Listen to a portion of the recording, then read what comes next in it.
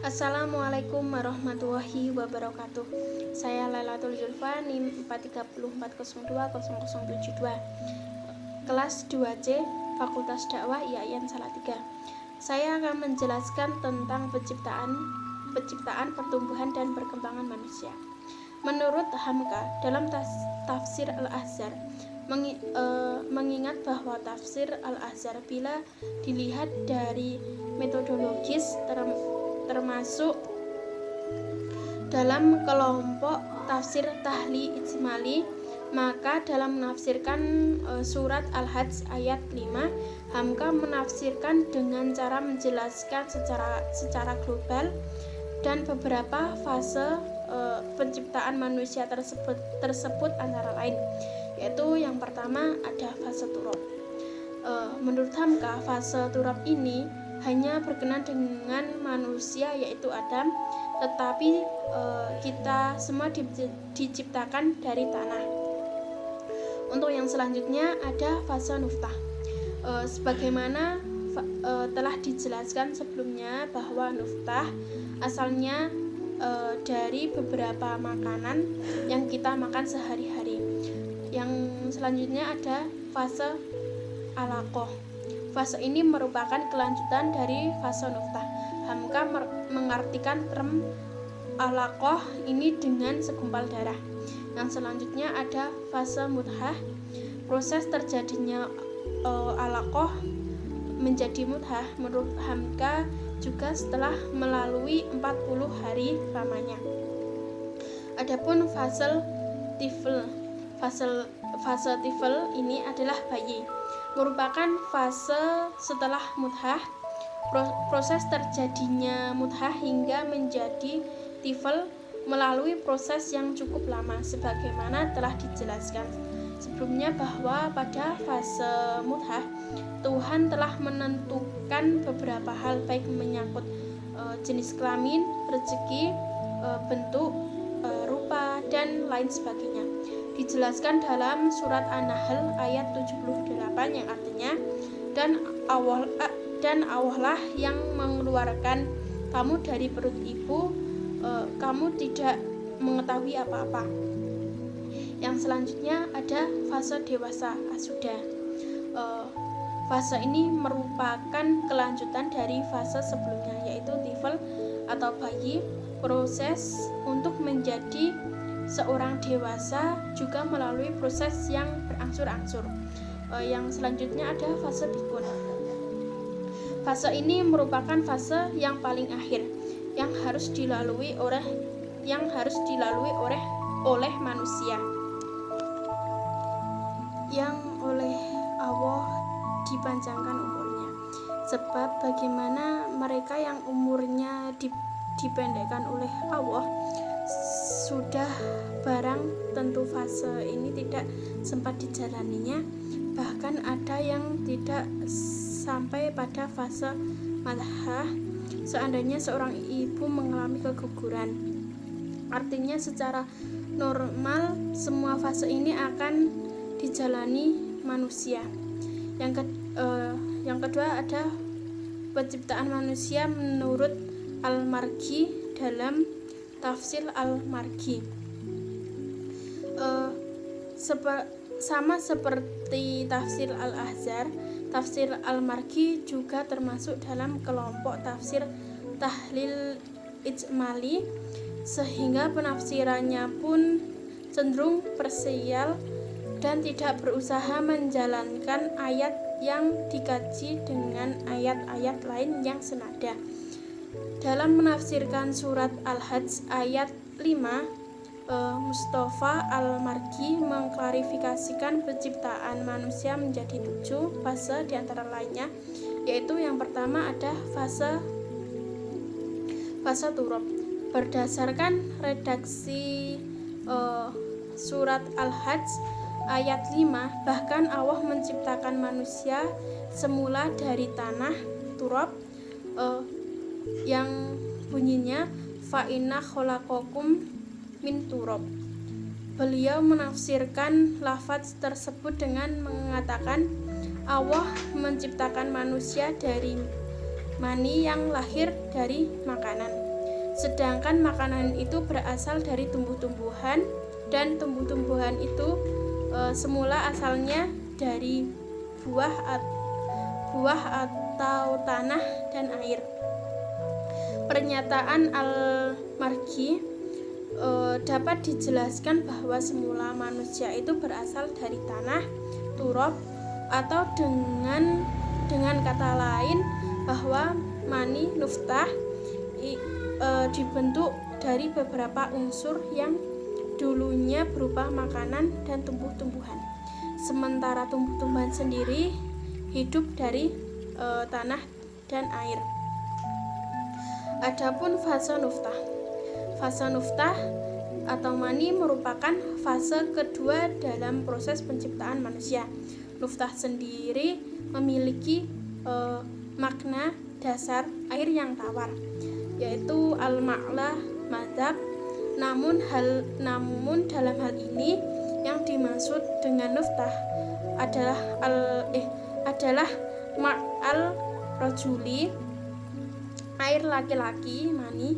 Ketika menafsirkan lafaz tusuma min naftani, beliau mengatakan maksudnya dari air mani yang tersusun dari darah dan yang lahir dari makanan yang berasal dari tanah, yaitu turab. Penafsiran Al-Marghi dapat dijelaskan bahwa setelah manusia yang hidup memakan beberapa makanan, baik makanan nabati maupun hewani, lalu makanan tersebut lambat laun di antaranya ada yang berubah menjadi nuftah, mani yang dimiliki seorang laki-laki.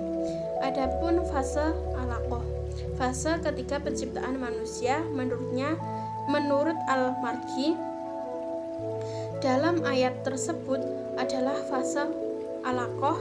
Secara etimologis, Al-Marghi memaknai lafaz ini dengan gumpalan darah yang beku, al-qit'ah al-jamaidah min al-dam, yang artinya bahwa setelah masa nuftah maka lambat laun ia menjadi alaqah, yaitu darah bentuk yang tebal dan jamid galadih.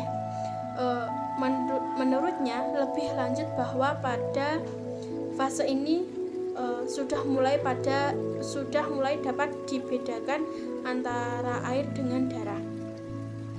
Adapun fase mudhah, fase selanjutnya adalah fase mudhah. Saat ini menurut Al-Marghi adalah fase keempat setelah fase al-laqah. Mudhah sendiri secara bahasa menurutnya lebih lanjut berarti sepotong atau segumpal daging yang dapat dikunyah. Al-qit'ah min al-qit'ah min al-alam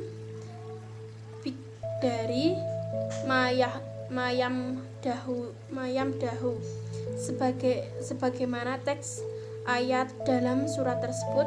Tasuma min mudhah al-mukhalaqah wa gairah al-mukhalaqah, bahwa pada fase ini ada dua kemungkinan terbentuknya mudhah. Pertama, fase di mana mudhah diciptakan dalam keadaan sempurna, mukhalaqah, tidak ada yang cacat dan tidak pula ada kekurangannya. Dan kedua, fase di mana mudhah diciptakan menjadi sesuatu yang tidak sempurna, gairah al-mukhalaqah, sehingga bentuknya menjadi cacat. Dengan demikian, pada fase ini dapat diketahui bahwa terdapat sesuatu perbedaan dalam kejadian manusia, yaitu pada kesempurnaan dan ada yang kurang sempurna. baik dalam hal bentuk, rupa, tinggi, dan rendahnya ukuran badan, dan dijelaskan bahwa penciptaan yang demikian itu bertujuan untuk menjelaskan kepada umat manusia tentang keindahan sistem kerja Tuhan, keagungan serta kebijaksanaannya. Adapun fase tifil bayi, fase ini merupakan fase di mana seluruh proses penciptaan manusia yang ada di dalam rahim janin sudah sempurna dan sudah ditentukan kadarnya kapan janin tersebut harus lahir. Dalam menafsirkan lafaz tasuma nirujukum taflin, beliau mengatakan sebagai berikut: kemudian setelah sampai kepada waktu yang telah kami tentukan untuk keluar, kami keluarkan dari rahim itu sebagai bayi-bayi yang masih dalam buayan. Yang selanjutnya adalah fase dewasa asyuda. Pada keenam adalah fase di mana manusia menjadi dewasa asyuda. Fase ini merupakan kelanjutan dari fase sebelumnya, yaitu bayi. Dalam prosesnya bayi tersebut dipelihara dan secara berangsur-angsur kemudian menjadi seorang dewasa dan sangat kuat. Rem asyudi sendiri secara bahasa memiliki makna kekuatan al-quwah. Ketika menjelaskan fase ini, Al-Marghi menulis sebagai berikut: kemudian kami memakmurkan kalian dan memudahkan pemeliharaan kalian sehingga mencapai akal dan kekuatan yang sempurna. Adapun fase pikun adzal al-umur, fase terakhir dalam proses penciptaan manusia adalah fase di mana manusia menjadi tua dan pikun. Pada fase ini ada yang dipendekkan umurnya, diwafatkan maksudnya, dan ada pula yang dipanjangkan umurnya hingga mereka menjadi seorang yang pikun. Ardal al-umur, dalam keadaan yang demikian mereka sering mengalami kelupaan, yaitu tidak mengetahui lagi apa-apa yang sebelumnya diketahui. Sehubungan dengan fase yang terakhir ini, Al-Maghribi menjelaskan dalam tafsirannya sebagai berikut: setelah itu, di antara lain, ada yang diwafatkan setelah mencapai kekuatan dan akal yang sempurna. Ada pula yang dibiarkan untuk hidup hingga menjadi tua renta sampai menjadi seperti kekanak-kanakan kembali. Tubuh, akal, dan pemahamannya menjadi lemah. Di sini ada penafsiran dari Tantawi Jauhari dalam tafsir Al-Wajhir. Penciptaan manusia yang dilakukan Tantawi yang kemudian memperlihatkan sisi rasionalitas tafsirnya mengacu kepada rumusan tafsir rasional. Artinya penafsiran terhadap ayat-ayat penciptaan manusia dilakukan dalam rangka mencari hikmah dan pelajaran yang ada di dalamnya dengan menggunakan akal. Pembatasan ini menjadi penting agar pembahasan sistematika dengan baik dan tidak keluar dari rumusan terdahulu yang telah ditentukan sebagai berikut. Yang pertama, ada penciptaan manusia dari tanah. Al-Quran menyebut tanah kaitannya dengan awal penciptaan manusia menggunakan bahasa yang beragam, misalnya aradun, tin, dan turab. Semua kata-kata yang digunakan Al-Quran ini merujuk pada salah satu unsur dasar penciptaan manusia itu sendiri. Tantawi juga mengatakan bahwa manusia diciptakan dalam beberapa fase atau waktu yang kemudian menjadi air mani, segumpal darah, segumpal daging, dan daging dan tulang. Penjelasan tentang fase-fase penciptaan manusia ini jelas Tantawi telah menerangkan dengan panjang lebar juga dalam surat Al-Mu'minun ayat 23 dan surah Ali Imran ayat 3. Urutan penciptaan Adam yang berasal dari tanah sebagaimana ijtihad para ulama. Yang pertama, Allah menciptakan Adam dari turab yang merupakan awal penciptaannya. Yang selanjutnya adalah Allah menciptakan manusia dari tin yang menunjukkan campuran antara tanah dan air. Selanjutnya pun ada Adam diciptakan dari hama masnun, lumpur hitam, menunjukkan tanah yang berubah karena pengaruh udara. Terus ada Adam diciptakan dari tanah lazib, tanah liat, menunjukkan tanah yang siap menerima bentuk. Terus ada Adam diciptakan dari salsal min hama masnun, tanah liat